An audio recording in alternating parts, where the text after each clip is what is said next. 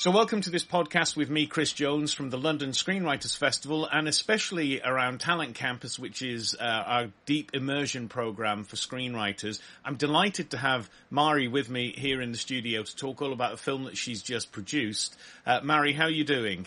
I'm doing really good, really excited as the film is premiering this evening. So full of excitement for that. Thank you. I didn't realise it was this evening. Yes, yeah, tonight. Well, congratulations. I've seen it. It's a very beautiful, gentle, soul-searching, heartfelt film. But just give us a bit of a vibe of what the film is really about thematically.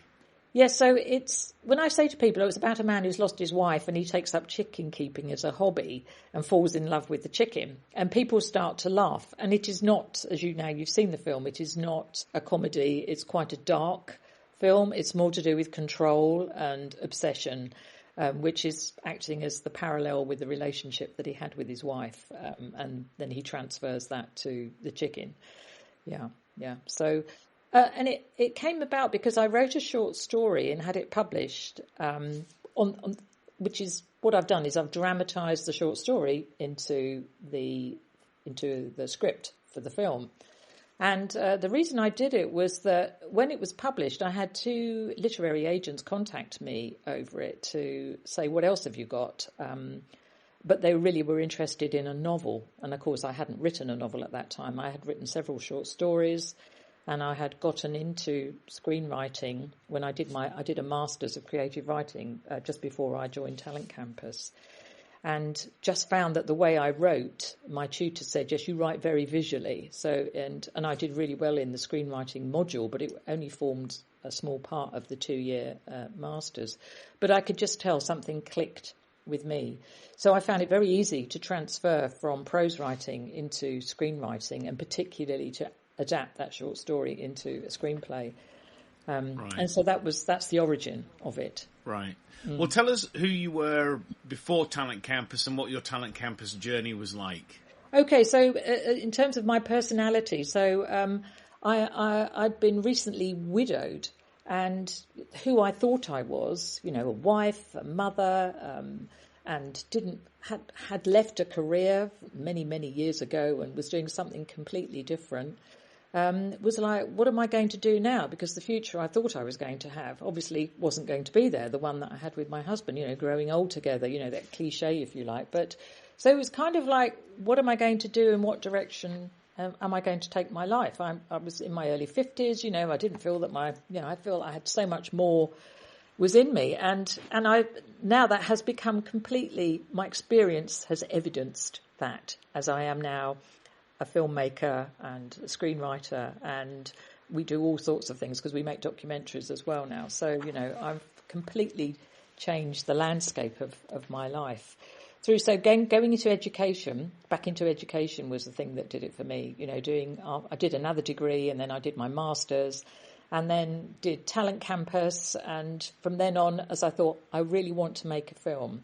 When I was at Talent Campus, I met a lady who had made a short film. And I remember her words were like, you do not need permission to make a film. And this was an interesting phrase. I hadn't actually thought about it from that perspective. Mine was more like, it wasn't so much needing permission. It was more about just believe that I can do it. And seeing how she made her short film, and I thought, making films is expensive, and don't get me wrong, it is. But when I was at Talent Campus, I thought it was somehow magic. That only people who knew these secret ingredients of being able to make a film, they were the ones who did it. It wasn't somebody like me, completely unskilled and ill-equipped in that area. I didn't know the right vocabulary, the right words, the right mindset. Kind of stuck in a way of thinking. And Talent Campus and the other people that I met through it as well, through the networking, it showed me that there were loads of people who thought like me. And then there were loads of people who kind of moved on a bit from that way of thinking and were making film and were active within that community. Again, at a very independent level. I didn't meet, we never met Hollywood, Netflix executives, that kind of thing there. But it made me start to think it is possible. It is something that I could do. So Talent Campus has I don't need to tell you what it's about, but for those that are listening, it's a real confidence building exercise, as well as all the skills, the resources that you're exposed to, and the masterclasses of top level experts that come and talk to you. And, Chris is only his special bit of magic that he weaves through it. I've heard it described as a cult. Yes, I'd probably say it is a type of cult. But that's fine. You have to embrace it. And I embraced it because I was saying yes to every adventure. And this was part of my adventure. And I'm still having that adventure. So, yeah, Talent Campus was really the turning point from going with the gem of thought, maybe I could do this, to turning it into a reality. Yeah. Right. And I think you've correctly identified, Talent Campus is a unique mix of like straight up knowledge from the best in the world, as well as that kind of rocket fuel shot in the arm that's sustained. I think that's one of the reasons why it works. It's not just something you do for a day or 2 days. Mm-hmm. It's sustained for a longer period of time. And then the third kind of pillar of it is community, like being in a big enough group, but not so big that you get lost. So it's just the right size to create the relationships and have everybody pushing each other in the right direction, pushing them upwards, to pursue what they want to do. And yes, it is a cult. It is. I'll take that. I've seen it described as a cult. I'm not the only one who thought that. And it is, it's a kind of one of the wackiest experiences I've had, alongside a huge learning opportunity too. So it's, it worked on many levels. Yeah. That's hilarious. Yeah.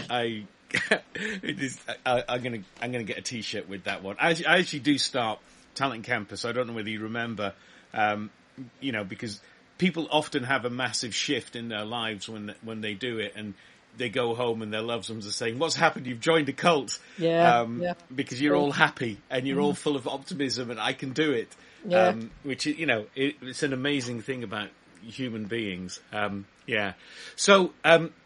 I made a film 10 years ago, and when I was watching your film, I recognised the lead actor of Stuart Sessions, who's a terrific actor who we sadly lost just after the pandemic. But what was your experience of working with Stuart like? Stuart was totally wonderful. It was my very first experience. Everything about this was the first in every single step of the way. So I met Stuart, obviously. He was a contact through the Talent Campus alumni. And so I chose him for my film without even having my director on board at that stage. I just knew that he would be the guy for it. And when I did eventually meet my director and said, I've already got the talent, he was like, you have? Because he had more experience than me. And it was like, this is not something the screenwriter does or even the producer does. And I didn't even know what being a producer meant either. I joined a film school in London. There were so many gaps in my skill knowledge. And if I thought, if I've got to make this film, I've got to learn how to produce it. So I've got to learn that skill. So I did go to film school and learnt that, and did a whole course, and did a couple of other courses as well.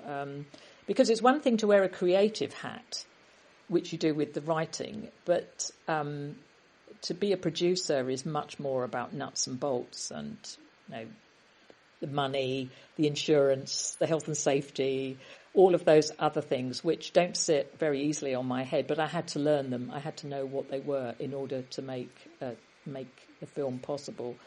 So Stuart came on board and we met at an actor studio where he was, and we just had a cup of coffee together. And he didn't ask to see the script for a while. I hadn't sent him the script. We just met up. I think he wanted to see what kind of person I was first before he invested any of his time or energy into it. So we just nattered for an hour, and then he asked to see the script, and then he read the script, because it's a short film. It's a 15-minute film. It's a short script. And he said, yeah, on the spot. Yeah. And so when he met my director, it was a bit of a leap of faith for Vipin, my director, is like, but he was brilliant. And as you can tell, he's so good in that film. Yeah. What was the whole of the filmmaking experience like? Because, it always feels like there's never enough time, money or light. And did you go through that, or was it quite a smooth production? Well, we did a year of pre-production. So I pitched my project at Raindance. They do once a month. They do a networking event where everybody can pitch, and that means actors, DOPs, directors, very few producers, as I've discovered. Who wants to produce a film? Having done it once, I'm not sure I'd want to do it again. So I pitched my project there, and I watched some of the other pitches, and I saw a director and I saw a DOP. So I approached the DOP. Who wasn't the one who ended up being my director of photography, it was somebody else. And he introduced me to Vipin on that night. And the three of us, we became the core team. So we would meet once a week in a cinema cafe in the middle of London. And bear in mind, so I live in Cambridge, so I have to commute in each time. But everybody who made the film, who was with me on the crew, almost 90% of them came from London. So that's where we met. And they slowly gathered. We started to gather the team around us. So my learning curve was literally, I'm holding my hand up in the air, it was so steep. And I met Cindy Molina, who became the assistant director, who really held my hand through the whole filmmaking process. She was just brilliant. And I was the oldest by an entire generation. I was old enough to be everybody's mum on this film. They were all really young. And yet they had so much more experience. Obviously, most of them have been to university. They've done their film school training and specialised in their particular area. So even though they were still quite, new filmmakers, they still had loads more experience than me. So I had to learn on the job as I went along. And when we'd got one extra crew member, the sound guy, then we'd have to get the set designer, and then we'd have to get the costume designer, and then we kept gathering all these people. There were 17 of us in the end. I had no idea I would have so many people to be answerable to, and I paid everybody. And how I funded it was I got a lodger, because I don't have thousands of pounds in my back pocket. I got a lodger, and that's how committed I was to it. So that's what paid for my film. Yeah, amazing. That's the best. That's just so brilliant and so independent spirited.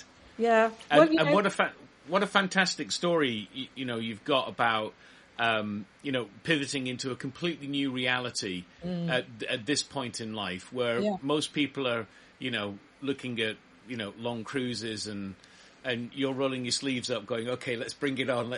Ding, ding, round one, here we go. Yeah. And it's, we're looking at the next stages now. The film is doing really, really well on the festival circuit. We just heard today we're semi-finalists in the Vicenza Film Festival as well. So we're getting so many good hits that it's really confidence boosting. And so my next stage, I've already written another short film script. It's a bit longer. It's very much more adventurous. And in a way, it's inspired by Stuart, bless him, because Stuart used to be a soldier. And him and I had a discussion about PTSD, which is very common amongst the veteran soldiers. And that was a springboard for me to write my next script. But it's because it's much more adventurous. And I'm thinking, do I really want to get another lodger to help fund the next one? It's going to cost more money. So we're hoping to get some, we're going to apply for the BFI for next year to get some funding to get that done, yeah. And Vipin, my director, he's very much on board. He's already read the sort of draft script that I've written, and he's really excited about doing it. And I will say Vipin and I are chalk and cheese. There is nothing that you would say that the two of us could be drawn together from that first meeting at Raindance. And I could not have done any part of this journey without him. I want to give him tremendous credit for him taking on a complete newbie and putting his faith in me and me putting my trust in him and working together so much so we want to collaborate on a future one together. Yeah. Right. If you had any big takeaways from the whole experience, what do you think those would be? Takeaways that, you can offer as like little truth bombs or bite-sized bits of nuggets of gold for other people who are considering making their first film.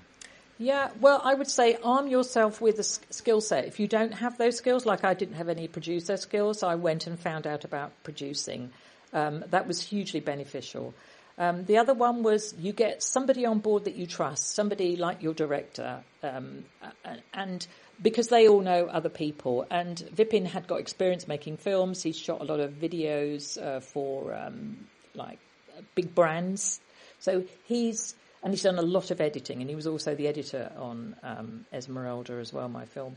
So it's having people around you who know what they're doing. So it didn't matter that I didn't have that skill set because they had that skill set. And I would highly suggest that, I mean, we did look at making the film as cheaply as possible, but there came a conversation where I realised that I was going to pay these people. I could not have them dedicate all those hours of time without paying for them. And in the pre-production particularly, you know, I would be in London sometimes 5 days a week, you know, meeting with various members of the crew. So they're all giving up their time without having got a penny out of it. So they were literally just paid for the 4-day shoot. So that's what they got paid for. So, you know, I'm still massively, I feel, indebted to them financially, but also emotionally and energetically, because they still put in far more time than I actually managed to pay them for. And the other one is self-belief. You know, you're taking a step into the unknown. I would say go with a little bit of a sense of adventure. And if you think about it too much, you're just going to think yourself out of it, because all you think about are all the negatives. Oh my God, what if this happens? Oh, I'm going to run out of money. How am I going to pay for it? Or it's going to be shit. You know, all the things that we tell ourselves which undermine the reasons we wanted to do it in the first place. And as Chris knows, I wasn't a very confident, certainly not confident confident enough as a writer, but not confident enough to take it any further. And, you know, Talent Campus taught me that I could do it, and also just surrounding myself with people who knew more than me. And arming myself with my own knowledge, that's what I would say. Yeah, what's wrong is always available, and if you think about, you know, there's a million reasons why you should never make a film, and they're all really good reasons, all of them. Like, it's a mad thing to do when you actually look at it in the cold light of day, and yet it's the only thing that keeps you up at night. It's the thing that you think about all the time. It is true obsession. Yeah, it is, and that's how it's become for me. Make one, and it's doing really well. So I joined also a local film group in Cambridge, which I struggle to find because they have them for the students, but they don't really have them for other people. So it was like, how can I get a film? You know, where can I find one? But so I joined the U3A, the University of the Third Age, only because they just started up a film group. Oh, that one and only reason. So that's what I did. And we've made documentaries. We've made a drama that I wrote, which it was good fun because I directed it as well. I'd never directed it before. I've directed stage play, but not a film before. So that was, again, another steep learning curve, enormous fun with a whole group of us. It was the very first project we did, the 7 or 8 of us that were in the group, all of us learning on the job as well. We're much more experienced now, so I think we've made 3 or 4 documentaries now, and it's taken me into a new realm. I never thought about documentary making before, and realised a whole new set of challenges for that. But I'm going to be making one this summer. We'll be making a project of mine as well. So I never would have thought I would do that. So that's another good thing to do, is to find a local film group. And if there isn't one, set one up. You'd be amazed how many people out there. I mean, all the camera operators that we have in our film group, they've just got their own cameras. You know, they've just got a regular recording camera and a tripod, and that's it, you know. But somebody's good at editing. I'm the only writer, although we've got a new guy that's come on board, and we've just filmed his drama, so he's written something. But yeah, we're basically all learning together and having fun. And as a writer, because I do write every day, it's wonderful to collaborate on something, because writing is quite an insular thing to do. Yeah, but filmmaking is I think you raise a really important point there, that, you know, coupled with the, you know, what you started off with, which is don't wait for permission, is the notion that technology is so available now. I mean, the cameras that people have are kind of the same cameras that they use on giant feature films, and the ability to edit and color grade on the computer you use for your email.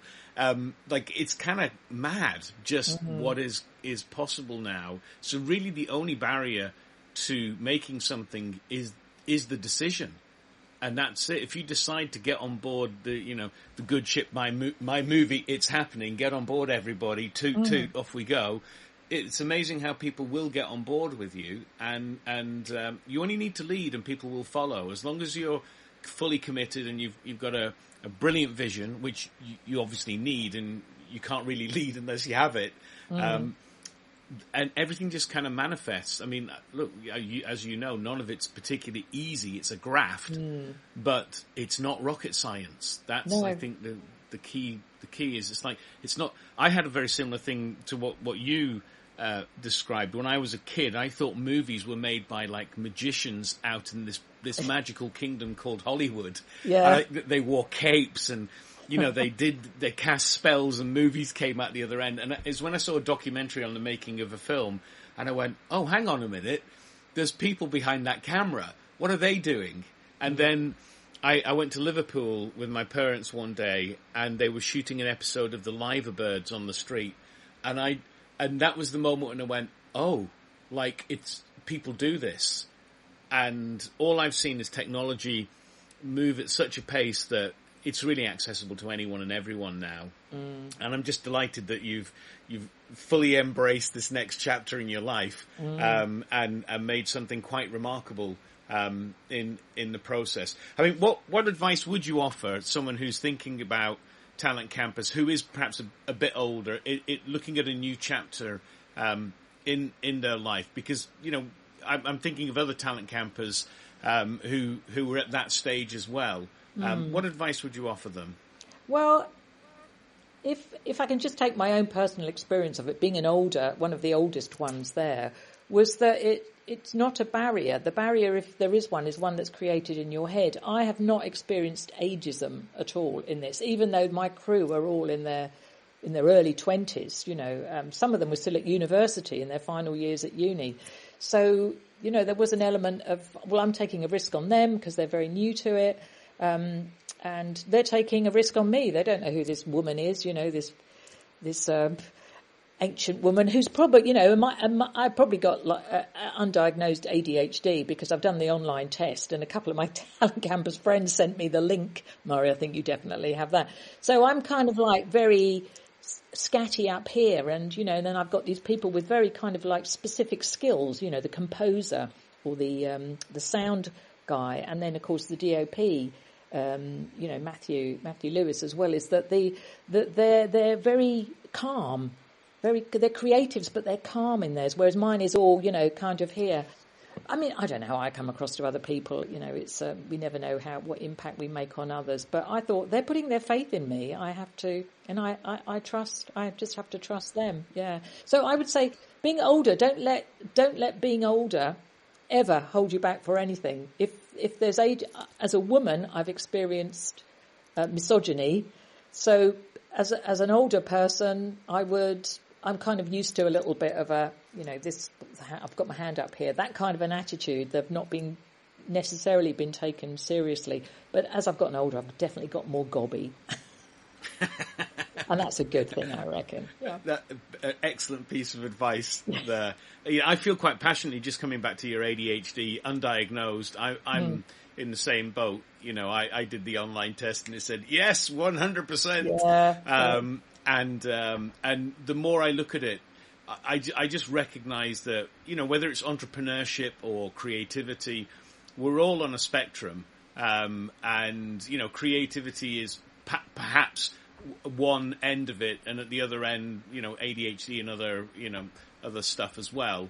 But we all have something of value to offer, and often it's a weird kind of secret weapon that doesn't quite fit into the, I suppose, neurotypical world of 9 to 5. Everything seems to be structured, whereas for me, I'm constantly banging up against those structures. and saying, why is it like that? Because my brain doesn't kind of work that way. And I understand, look, you know, the bus has to run on time, so it has to come at 7:15. You can't just say randomly, I want it to appear when I want it to appear. But it is true from my perspective that many of us are on this spectrum of creativity. And it's a joyous place to be when you're in a room with other people who really get it and resonate with you and champion you and celebrate you. And it's just like you just feel completely unleashed and unstoppable. It's amazing. Yeah, it is. Yeah. So where can we see Esmeralda? So it's premiering tonight at the Genesis Cinema in Bethnal Green. A load of the crew are coming. We're expecting a big turnout for that one. Hugely excited to be seeing that. There is a networking event on beforehand by another film festival, of which I am a member of this organisation, Women in Film and TV, but I'm just going to go and enjoy being with family and friends and the crew and seeing them all there. And thereafter, it's as I said, it's out on the film festival circuit. We were a semi-finalist in one in Mexico City. We heard about Vincenza today. So it's hopefully will get played closer to home. There's a couple of local film festivals in Cambridge. I'm fingers crossed that we get a look in there as well. But yeah, on the festival circuit, and then we'll see where that takes us, Chris. Maybe it'll get picked up by somebody somewhere along the way. Who knows? It's another part of the adventure, isn't it? Yeah, I mean, I can connect you with there's a filmmaker, Lucy Linger, who's just completed a film, and it seems to me now that more and more broadcasters are prepared to pick up stuff because they put it on their streaming platforms, so they don't have to give you necessarily give you a slot at 11 p.m. on a Tuesday night. Yeah, they can just put you on their platform, and then you're fundamentally released by that broadcaster, and a number of British broadcasters are doing that now. So, you know, you may well find that somebody picks it up because it's worthy of that. You know, it's extraordinarily highly produced and very, you know, brilliantly executed. So I guess at some point, you know, whether it's next month or in 5 years' time, it will drop on YouTube, and when it does, we'll make sure that we share it. Yes, yeah. Well, if you invite me to, Chris, I can always come to one of your talent campus or film festivals and show it there. And oh, that'd be amazing. Well, yeah, if you're up for it, because, you know, I've got such a buzz from doing this as well. And I will just add another little thing which has come out of this was because I feel such a transformation from being kind of, you know, lacking in self-confidence about it, is that I do stand up now as well.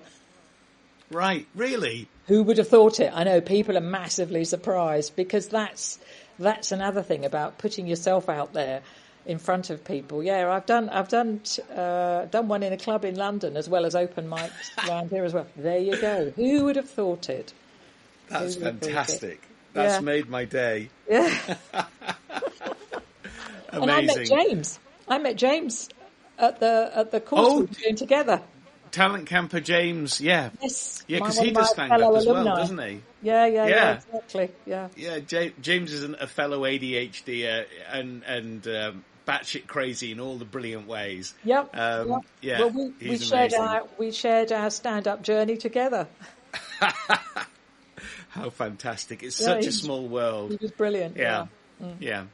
Well, Mary, thank you so much for taking this time to speak to me on the day of your premiere, when you're being bombarded by family who are all descending on your home before you zap off up to London. Yeah. Have a brilliant time this evening. Thank you. And I'll let you know when this goes live. And then, yes, let's get you to the next Talent Campus or another event to share your adventure, your journey. And good luck tonight. Thank you very much. Thank you. And thanks, Chris, for asking me.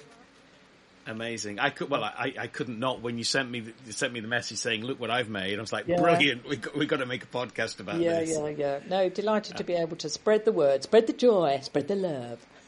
Fantastic. Thank you so much.